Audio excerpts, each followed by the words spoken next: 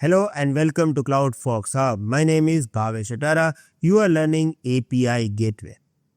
Now, what we are doing? We are actually exploring all the options that we are getting while creating REST API.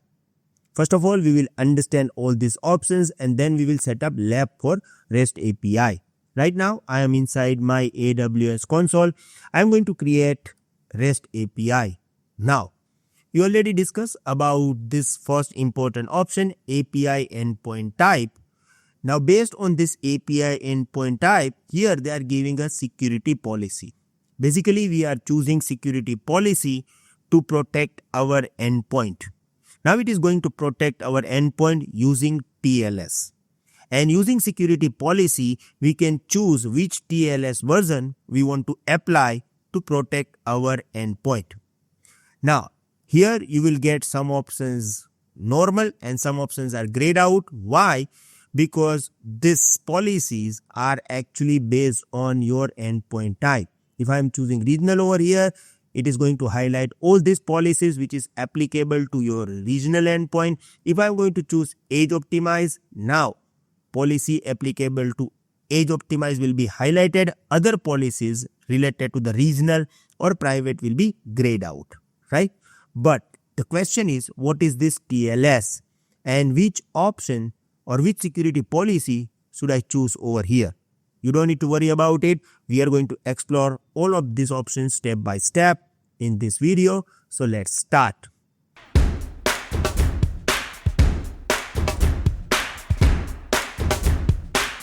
First of all, I am going to explain you what is TLS. I know that most of the people having this idea, but let me explain you a little bit about TLS.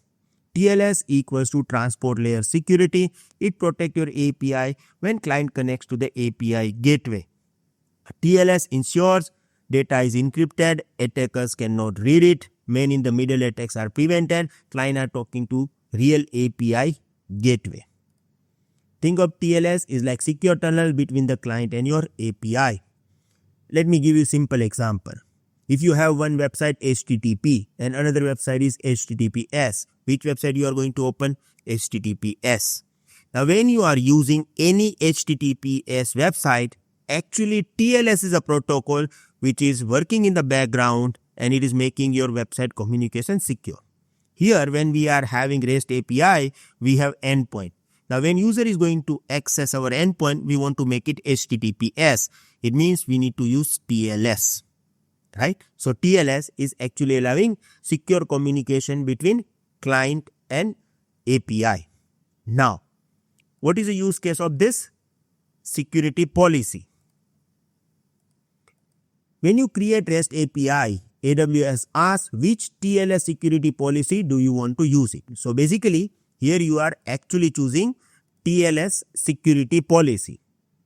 This policy controls minimum TLS version allows, Cipher should allows, whether FIPS mode is required, and this applies to the default invoke URL. Now, we will talk about this option number 4. Let's talk about this, right? Look at here.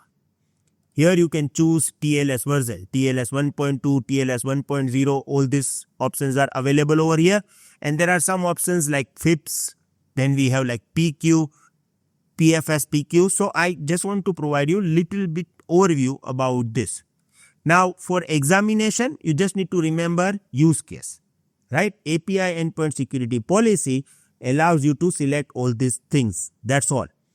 Now, if you are not going to talk about like what is a use case of TLS version 1.1 and 1.3, all these are not actually required for examination. I am just explaining you this for your detail. In short, you can remember like this. If TLS version 1.3 is possible, go for this one because it is better than the previous version. Now, let me give you overview of this. TLS version 1.1, it is introduced in 2008, older encryption method. Then we have 1.2, introduced in 2008, strong encryption, modern browsers, modern apps supports this.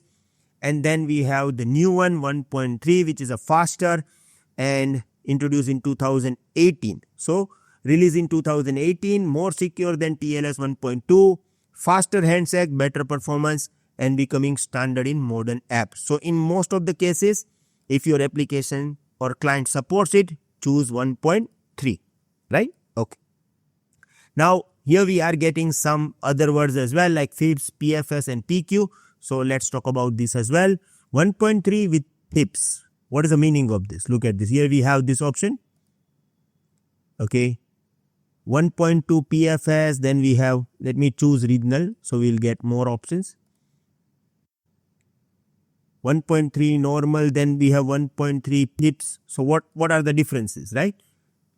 FIPS, Federal Information Processing Standard, uses government approved Cipher suite required in US government, Department of Defense, banking and health sector. So specifically, it is a specific use case and required by US government. So if your application requires this kind of compliance, you can go with this. Then we have PFS. It is perfect forward secrecy. PFS means key changes for every new connection. So even if someone steals key letter, it only affects that one connection, all data stays safe. And then we have PQ. PQ stands for post-quantum cryptography. In the future, we are going to use quantum computer, right? So quantum computer may break traditional encryption. PQ encryption equal to quantum safe encryption cannot be broke even by the future quantum computer. So this is like a specific differences between all of them. Now, let's talk about this last line. This applies to the default invoke URL. So here I have note which is actually explaining you this process.